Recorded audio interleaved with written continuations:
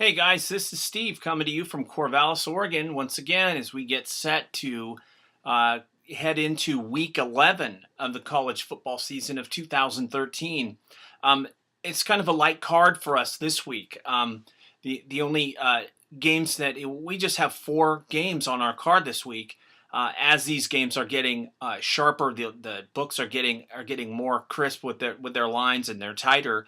Um, this is a common occurrence that this kind of thing will happen. So we're going to get right into it. The game of the year in the Pac-12 conference, of course, is Oregon at Stanford, and we have a play in this game that we really like. When you look at Oregon's stylistics and their statistics, a lot of things jump out. Of course, this is the classic. This is the dichotomous matchup of the hyper quick, supersonic speed. Uh, uh, all no holds barred kind of an offense with Oregon that's hyper quick, double quick, all that kind of thing versus the deliberate, meticulous, calculated brute force of a team like Stanford. We didn't really see Stanford being that dominant until just recently, honestly. When I personally saw Stanford up close, I saw their defensive numbers. They were fourth or fifth in the conference in total defense, but they physically beat up Oregon State so badly that and they only won by 8 points, but it left an impression on me as far as just why teams say that folks say that they are so strong. Now Oregon, on the other hand, is just a raw, unadulterated runaway freight train right now. They've only lost once against the spread, and even their defensive numbers, especially pass defensive numbers, are stellar. They're only 7 yards behind UCLA as the number one defensive team against the pass in the conference, and that's when you factor in the empty yards that have been gained against Oregon in second halves of a lot of these runouts. It makes Oregon's defensive numbers look even better. I think Oregon, with the injuries to Stanford, especially in their defensive front seven, particularly the injury to the team leader Ben Gardner is out for the season, and with a torn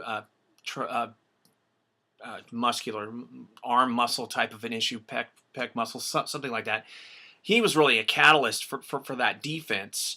I think that on top of it, on top of the fact that Stanford is just inept offensively more and more as the weeks go on. I think that Oregon is very likely defensively with Nick Aliotti's defensive coordinator to take a page out of SC and Stanford's own playbook defensively and force this one-dimensional Stanford team to crowd the box and to force Hogan to pass vertically. Stanford's dead last in the conference in passing. They're more inept every week offensively. I don't think that Stanford can keep up with Oregon. I just don't see how Oregon doesn't score at least a touchdown per quarter, if not quite a bit more. I think it's a 45-20 type of an Oregon run out. Oregon is so much better this year than they were last year when they were so injured, and their defense was decimated last year. A lot of folks don't make a lot out of that. At that point of the season, it was November 17th. Oregon's defense had lost 6 players at one point or another in their starting 11. This year, they're relatively healthy. Stanford's very dinged up. Stanford really does not have much of a home crowd advantage, to be honest. I think Oregon is a runaway in this game. I don't see how Oregon's going to be stopped until they play Alabama in the title game. So we like Oregon minus the 10.5, even if we have to buy that extra half point. I really don't think it will matter. I think Oregon will run this game out. And that's our first play. 3 more plays. We really like, I like Louisville here as a 28-point favorite over UConn. UConn hasn't just been beaten lately; they've been flattened. A lot of folks look at some of the performances that they've had, such as their near upset of then number 20 ranked Michigan. Yet when you look at Connecticut, 0-7, and they've backslid to the point where they just don't seem to be motivated at all right now. And Louisville's really turned a little corner here after that loss to Central Florida at home, where no one's paying any attention to them anymore.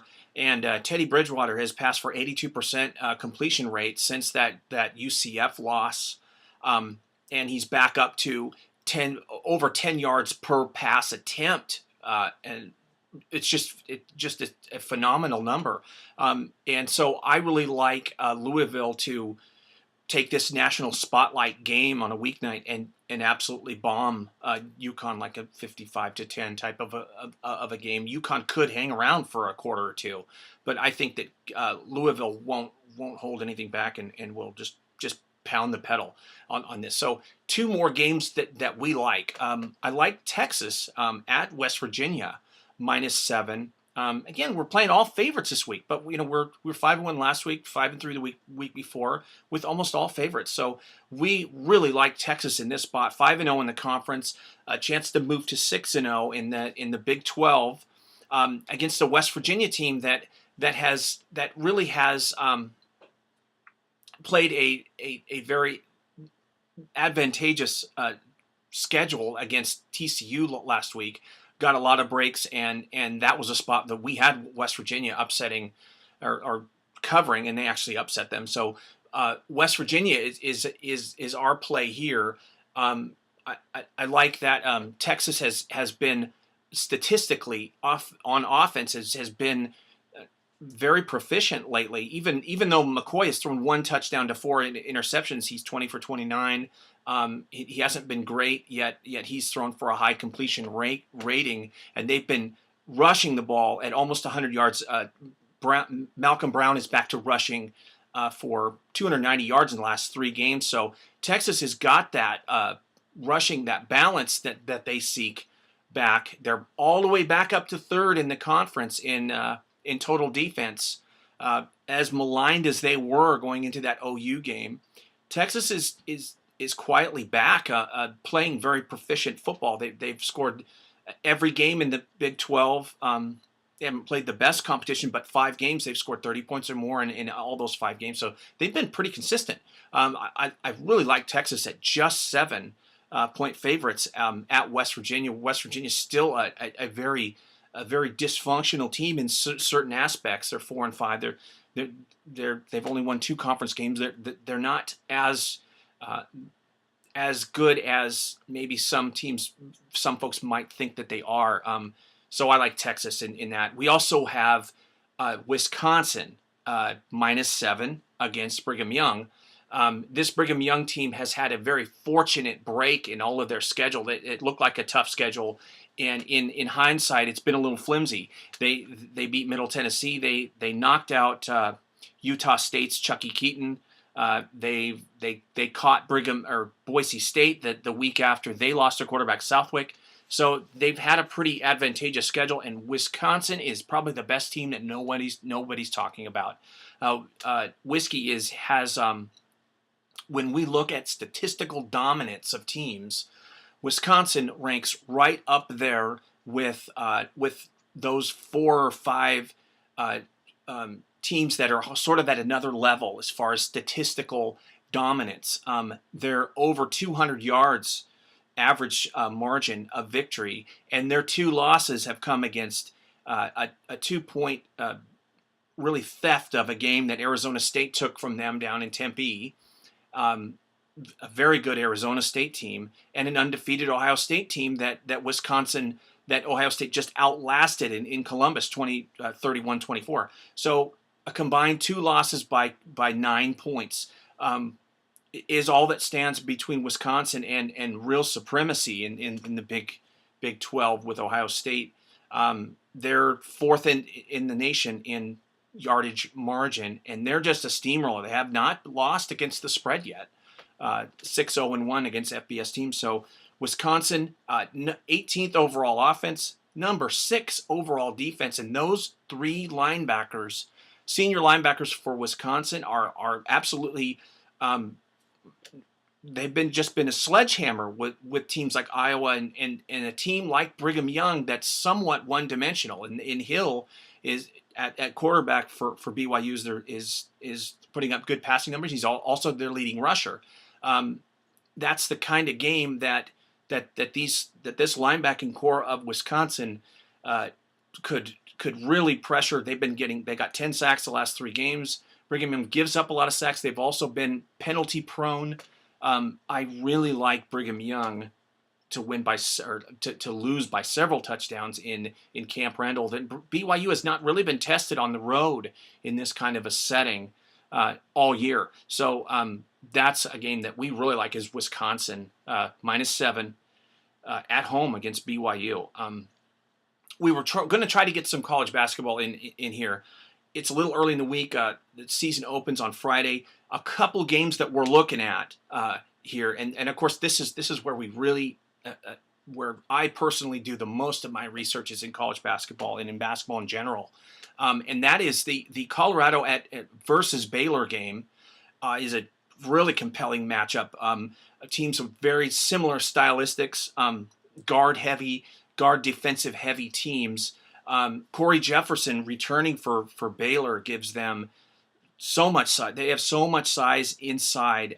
They're the third or fourth biggest team as far as effective height in the country. And that's a spot where if Baylor is a 2-possession or less favorite, I'm going to take Baylor in that game. If it's 6 or lower, 2 full possessions is what we would term that. We're definitely going to be playing Baylor. It looks like it's a semi-neutral game in the Mavericks arena at American Airlines Arena in Dallas. Colorado, of course, lost Robertson. Not sure where they're going to get all of their rebounding, although they're going to be tough in that respect. And Colorado's pretty darn tough. They're a chore to play. But Baylor, with all of those returning players, and especially with Corey Jefferson returning, I like Baylor in this spot if it's two possessions or less. Of course, you got it. I mean, Colorado is also big with Scott Dinwiddie. I mean, they're kind of a 3-guard team. Great defense on the perimeter with Booker and with Dinwiddie. And they what Colorado does that is so proficient against the spread is that their free throw margin, they basically get 15.5 more free throw attempts per game than their opponents. But I really like Baylor in that spot. Also looking at Drexel, and of course Bruiser Flint's team, again a guard heavy team, very experienced team at UCLA. Brand new coach Steve Alford. With Larry Drew gone, he led the Pac-12 in assist to turnover ratio. Not sure, number one, who's going to bring the ball up for UCLA. They're going to figure that out pretty quick. It'll probably be Anderson at 6'8", but until they kind of figure that out, Drexel's got that. They had a really rough year last year. I think they were 0-4 in overtime games, but they turned it around in the Colonial and had a nice finish. Against a UCLA team without Shabazz Muhammad, of course, and then with Larry Drew moving on, they're gonna have to figure some things out, and this is not really the greatest setting against such a meat grinder team like Drexel. So if that is 3 possessions or less, if there's a double-digit line there, I'm going to look at Drexel pretty hard in that spot. If they're plus 10 or more, especially if they're plus 12 or more, we're going to take Drexel on Friday in that game. And those are the 2 college basketball games we're looking at for the season opener on Friday. So that's going to do it for week 11.